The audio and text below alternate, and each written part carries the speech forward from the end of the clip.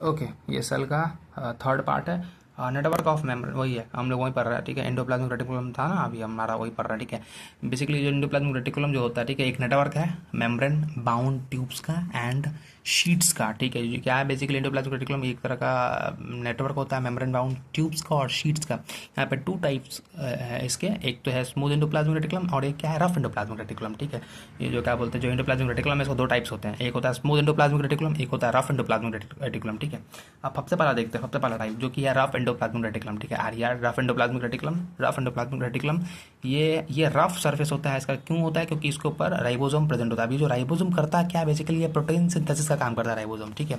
अब मेरी बात को ध्यान से सुना, जो मैन्युफैक्चर होते हैं protein are then send to, ये जो मतलब जो भी प्रोटीन जो मैन्युफैक्चर हुआ है, ठीक है, राइबोसोम्स के द्वारा, वो कहाँ सेंड होता है, वेरियस प्लेसेस में, अलग अलग प्लेसेस में सेल के पास, ठीक है, सेल में, डिपेंडिंग ऑन द नीड, जहाँ पे भी जरूरत पड़ेगा, using in the endoplasmic reticulum, okay. अब आते हैं SER, स्मूथ एंडोप्लाज्मिक रेटिकुलम, ठीक है। ये जो स्मूथ एंडोप्लाज्मिक रेटिकुलम है, ये स्मूथ होता है ड्यू टू एब्सेंस, क्योंकि यहाँ पे राइबोसोम प्रेजेंट नहीं होता है इनके सरफेस के ऊपर, ठीक है। और ये मदद करता है लिपिड के फॉर्मेशन में। ये क्या चीज़ में मदद करता है? ये लिपिड के फॉर्मेशन में मदद करता है, ठीक है। अब आगे देखते हैं हम लोग यहाँ पे फंक्शन क्या होता है एंडोप्लाज्मिक रेटिकुलम का। फंक्शन ऑफ एंडोप्लाज्मिक रेटिकुलम समझते हैं। फंक्शन ऑफ एंडोप्लाज्मिक रेटिकुलम क्या होता है, देखो, ये सर्व करते हैं एज अ चैनल के तौर पर for the transport. Basically transport करते हैं किसका, मटेरियल का, जो कि specially proteins between various regions of the cytoplasm और between the cytoplasm and the nucleus, okay. तो इस तरह काम करता है। इसके अलावा ये ऑल्सो फंक्शन करते हैं एज अ साइटोप्लाज्मिक फ्रेमवर्क के तौर पे, साइटोप्लाज्मिक फ्रेमवर्क के तौर पे वर्क करते हैं, प्रोवाइड करते हैं एक तरह का surface for some of the biochemical activities के लिए सेल में, ठीक है। इसका ये काम करता है। आगे देखते हैं, अब आगे क्या है, देखो यहाँ पे अब ये हम लोग क्या पढ़ने वाले हैं। ये क्या है भाई, ये गोल्गी अपैरेटस है, देखो समझते जाओ, थोड़ा सा स्ट्रक्चर है ये इस प्रकार का, ये गोल्गी अपैरेटस है, ठीक है। गोल्गी है ना, हाँ देखो यहाँ पे, देखो ये है इसका सिस्टर्नी है, इसको क्या बोलते हैं, ये सिस्टर्नी है, ये सिस्टर्नी का बना होता है गोल्गी अपैरेंट है। सिस्टर्नी जो है का बना होता है गोल्गी अपैरेंट, अच्छा गोल्गी अपैरेंट किसका बना होता है, सिस्टर्नी का बना होता है। देखो मेरे सारे सिस्टर्नी है ना यहाँ पे, देखो ये जो देख रहे हो इसमें से ये जो गोल गोल जो निकल रहा है सेक्रेट, ये वेसिकल को सेक्रेट कर रहा है, ठीक ना। देखो ये ट्रांसफेस का, कौन सा फेस इसका, ट्रांसफेस है, यहाँ से आता है सिस फेस, अच्छा सॉरी तो तुमको नहीं दिखा क्या, अब दिखेगा। देखो ये रहा इसका सिस फेस, ठीक है, दिखा, यहाँ से आ रहा है कोई मटेरियल।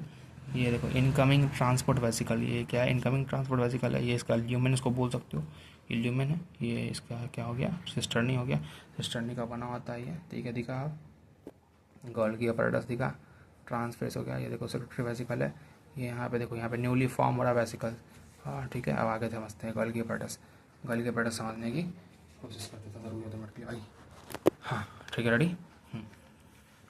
देखो हम लोग कहाँ पे थे, गोल्गी अपैरेटस पे, ठीक है, क्या है, गोल्गी अपैरेटस, ठीक है, कैमेलियो गोल्गी, ठीक है, ये ओके, इन्होंने इसकी शायद हो सकती है डिस्कवरी की होगी, ठीक है। ये किसका बना होता है, ये सिस्टर्न्स का बना होता है। मटेरियल जो भी सिंथेसाइज होते हैं नियर द एंडोप्लाज्मिक, जो भी मटेरियल जो कि सिंथेसाइज हुए थे, ठीक है, एंडोप्लाज्मिक रेटिकुलम के पास, ठीक है, कहाँ पे, एंडोप्लाज्मिक रेटिकुलम में जो भी मटेरियल सिंथेसाइज होते हैं वो पैक्ड होते हैं कहाँ पे, एंड डिस्पैच होते हैं to various target, into अलग अलग टारगेट पे inside and outside the cell, चाहे वो सेल के इनसाइड हो या आउटसाइड हो, थ्रू द गोल्गी अपैरेटस के थ्रू, ठीक है। तो बेसिकली गोल्गी अपैरेटस करता है क्या, ये स्टोरेज का काम करता है या मॉडिफिकेशन का काम करता है एंड पैकेजिंग का काम करता है इन वेसिकल में। समझ में आ गया बात, वेसिकल, ठीक है, इन सब चीज़ का, ठीक है ना। अब देखते हैं फॉर्मेशन ऑफ लाइसोसोम, इसके अलावा ये लाइसोसोम का भी फॉर्मेशन करता है, क्या करता है, ये लाइसोसोम का फॉर्मेशन भी करता है। अब आगे देखते हैं complex sugars from simple sugars, okay, ये भी इसका काम हो सकता है। देखते हैं इस टॉपिक को समझेंगे आगे, ठीक है। तो सर रुक जाओ भाई, 2 मिनट के लिए ब्रेक कर लेते हैं हम, 2 मिनट रुक जाओ बस। हाँ, तो अब हम लोग आ गए हैं लाइसोसोम के ऊपर, किसके ऊपर हम लोग आ गए हैं, लाइसोसोम के पास। देखो जो लाइसोसोम है, ठीक है, बनाया गया था कहाँ पे, गोल्गी अपैरेटस के द्वारा ये बनाया गया है, ठीक है, समझ में आ गया बात। ये हाइड्रोलाइटिक जो समझते हैं ये होता है यहाँ पे, इसका ये कुछ इस प्रकार का इसका कुछ स्ट्रक्चर है, ठीक है।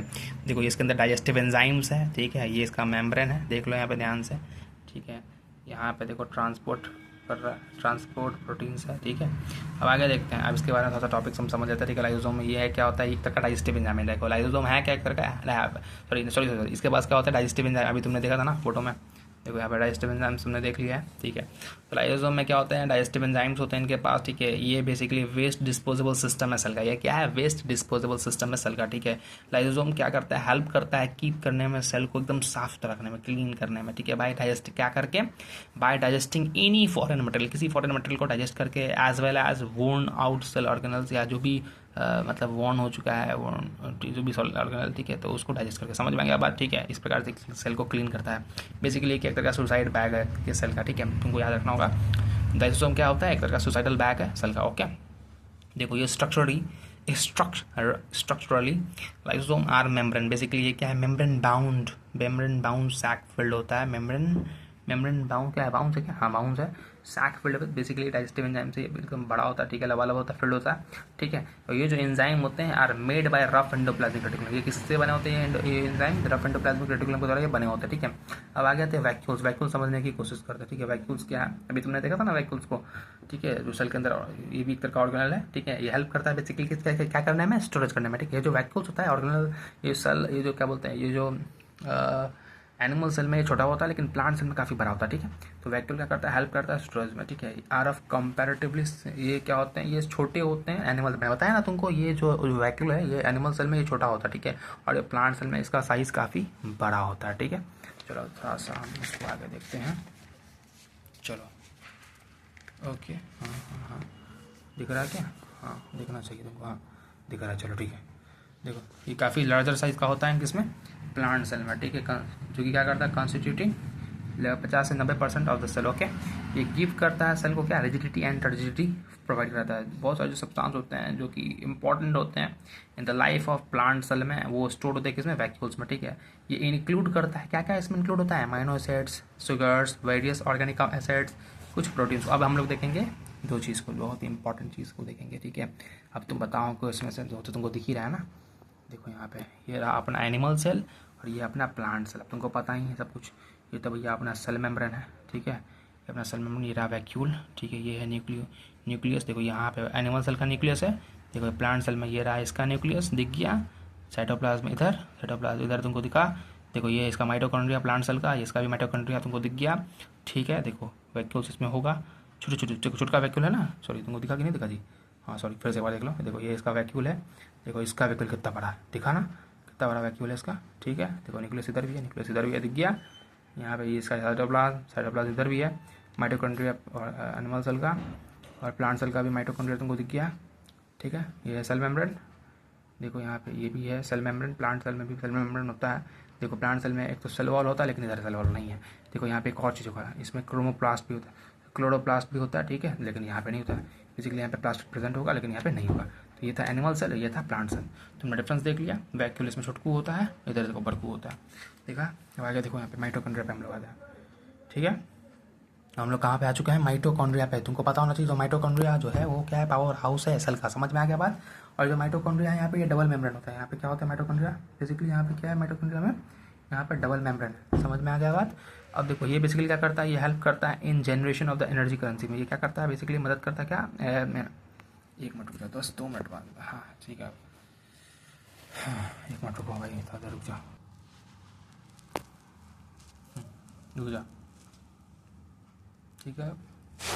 अच्छा रुको, हाँ अब सही, हाँ अब देखो, अब हम लोग पे आ गए माइटोकॉन्ड्रिया पे आ गया। माइटोकॉन्ड्रिया क्या है, ये डबल मेम्ब्रेन होता है, इसमें क्या होता है, डबल मेम्ब्रेन होता है। और जो माइटोकॉन्ड्रिया है वो क्या है, पावर हाउस ऑफ सेल का, समझ में आ गया बात। अब देखो ये हेल्प करता है क्या करने में, जनरेशन करने में ऑफ द एनर्जी करेंसी, ठीक है। अभी जो एनर्जी करेंसी होगा ये इसको क्या बोलेंगे, बेसिकली एटीपी के फॉर्म में होता है, एडिनोसिन ट्राइफॉस्फेट, समझ में आ गया बात। एनर्जी करेंसी जो है यहाँ पे जो जनरेट हो रहा है वो क्या है, एटीपी है, और जो कि एडिनोसिन ट्राइफॉस्फेट है। आगे बढ़ते हैं, चैप्टर खत्म होने वाला बस थोड़ी देर में बस खत्म हो जाएगा, बस समाप्त हो चुका है, अब ज़्यादा टाइम नहीं लगेगा, ठीक है। अब देखो ये जो एनर्जी है बेसिकली इसको हम लोग इस्तेमाल करते हैं क्या करने में, to make a new chemical compound को बनाने में, ठीक है, एंड कैरिंग करने में और mechanical activities of the cell, समझ में आ गया बात। देखो डबल मेम्ब्रेन का मतलब क्या, हाँ ठीक है, डबल मेम्ब्रेन हम लोग को कहाँ देखने को मिला, एक तो माइटोकॉन्ड्रिया में देखने को मिला, एक कहाँ देखने को मिला, एक न्यूक्लियस में देखने को मिला, ठीक है। सॉरी, जो डबल मेम्ब्रेन है वो कहाँ देखने को मिला, एक तो न्यूक्लियस में देखने को मिला, एक कहाँ देखने को मिला, माइटोकॉन्ड्रिया में देखने को मिला, ठीक है। अब देखो यहाँ पे माइटोकॉन्ड्रिया में तुमको दो मेम्ब्रेन तुमको दिखा था, एक आउटर मेम्ब्रेन था जो कि पोरस होता है, और एक इनर मेम्ब्रेन है जो कि क्या है, वेरियस फोल्ड्स इसमें देखने को मिलेंगे, ठीक है। और ये जो वेरियस फोल्ड है ये क्या करते हैं, बेसिकली इंक्रीज करते हैं सरफेस एरिया को फॉर मोर एनर्जी प्रोडक्शन में, क्या करने में, मोर एनर्जी प्रोडक्शन में करते हैं, ठीक है। देखो यहाँ पे basically has its own DNA and ribosome. देखो डीएनए में एंड राइबोसोम में अपना खुद का क्या होता है भाई, क्या होता है, सॉरी इसके पास अपना खुद, माइटोकॉन्ड्रिया के पास क्या होता है, अपना खुद का डीएनए है और खुद का राइबोसोम भी है, ठीक है। तुमको दिख गया ये चीज़, समझ में आ गया, बात अच्छी बात है, ठीक है। ओके देखो ये फोटो दिख रहा है क्या, दिख रहा है, देखो ये अपना क्या है, ये है माइटोकॉन्ड्रिया का डायग्राम, ठीक है। देखो ये इसका अंदर वाला पोर्शन मेम्ब्रेन है क्या, हाँ डबल मेम्ब्रेन होता है ना, एक तो बाहर वाला मेम्ब्रेन है, आउटर मेम्ब्रेन है, ठीक है। ये पोरस होता है, देखो ये अंदर का मेम्ब्रेन देखो फोल्ड से काफ़ी ज़्यादा, ठीक है। तो ये क्रिस्टी क्रिस्टी कन्फ्यूज मत होना, ठीक है। इसको बोलते हैं क्रिस्टी, वो सिस्टर्नी था ना, गॉल के एपरेटस में क्या था, सिस्टर्नी से बना, सिस्टर्नी था वहाँ पर, यहाँ पे क्या है क्रिस्टी है, ठीक है। तो देखो यहाँ पे इसके राइबोसोम भी होगा, इसका डीएनए देख लो यहाँ पे, ये इसका मैट्रिक्स है, ठीक है।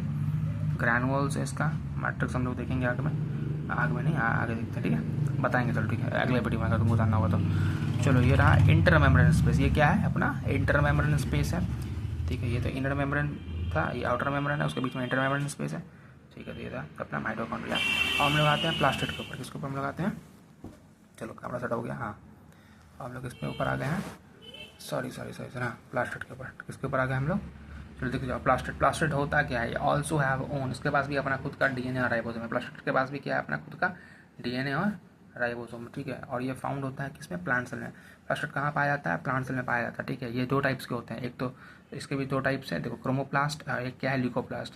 प्लास्टिड का देखो दो टाइप, एक क्रोमोप्लास्ट था, एक ल्यूकोप्लास्ट। आप समझते हैं क्रोमोप्लास्ट होता क्या, क्रोमो जो प्लास्ट है इसमें ग्रीन पिगमेंट पाए जाते हैं जिसको हम लोग क्लोरोफिल बोलते हैं, और ये आर नोन एज क्लोरोप्लास्ट को क्या बोलते हैं हम लोग, क्लोरोप्लास्ट। अच्छा ठीक है, जो क्रोमोप्लास्ट है, क्रोमोप्लास्ट में क्या होता है, ग्रीन पिगमेंट होता है, जो कि क्लोरोफिल में, जो कि क्लोरोफिल है बेसिकली। क्रोमोप्लास्ट है कि एक तरह का कलर्ड पिगमेंट है, ठीक है।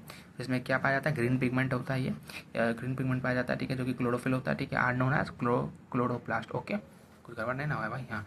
चलो अगला देखते हैं, एक होता है ल्यूकोप्लास्ट, ठीक है, एक बार देखना पड़ेगा इसको, इस वाले को देखना पड़ेगा, क्लोरोप्लास्ट है यहाँ पे, क्रोमोप्लास्ट है, देखना पड़ेगा, ठीक है।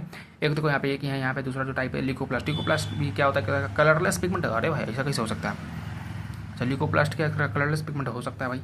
यहाँ पे जो मेजर फंक्शन है, ठीक है, वो क्या है, स्टोरेज करने का, स्टार्च को, ऑयल को, प्रोटीन को, चलो ठीक है, देखा जाएगा इसको, ठीक है। प्लास्टिड जो होता है are similar to mito, basically ये भी लगभग कुछ सिमिलर है माइटोकॉन्ड्रिया के, लेकिन बेसिक माइटोकॉन्ड्रिया तुमको पता है पावर ऑफ सेल है। Plastid are similar to mitochondria in external structure में सिमिलर है भाई, और किसी और चीज़ में मत समझ लेना, ठीक है। समझते हैं यहाँ पे, देखो प्लास्टिड के स्ट्रक्चर को, देखो यहाँ पे ये बाहर वाला था, ये आउटर मेम्ब्रेन है इसका, ये इनर मेम्ब्रेन, ये वाला देखो इनर मेम्ब्रेन है, तुमको फोटो में दिख भी रहा होगा, बीच में इंटर मेम्ब्रेन स्पेस हो गया, समझ में आ गया, देखो इनर मेम्ब्रेन है, आउटर मेम्ब्रेन है, ये इनर मेम्ब्रेन स्पेस हो गया, ठीक है। ये वाला क्या, ये थाइलोक्वाइड है, थाइलोक्वाइड, ठीक है, थाइलोक्वाइड, इसको ग्राना आई थिंक बोलते हैं। ये बीच वाला लेमिना दिखा, ठीक है, थाइलोक्लाइड लेमिना, ठीक है, दिख गया, चलो ख़त्म भाई। बाकी क्वेश्चन तुमको मन होगा तो करेंगे, नहीं तो कोई बात नहीं। तो यहाँ तक हुआ अपना सेल समाप्त, जो चैप्टर सेल था, ये थर्ड पार्ट था उसका, ख़त्म हो गया। अगर तुमको वीडियो बढ़िया लगा हो तो चैनल को ज़रूर सब्सक्राइब करना, ठीक है। Okay bye bye.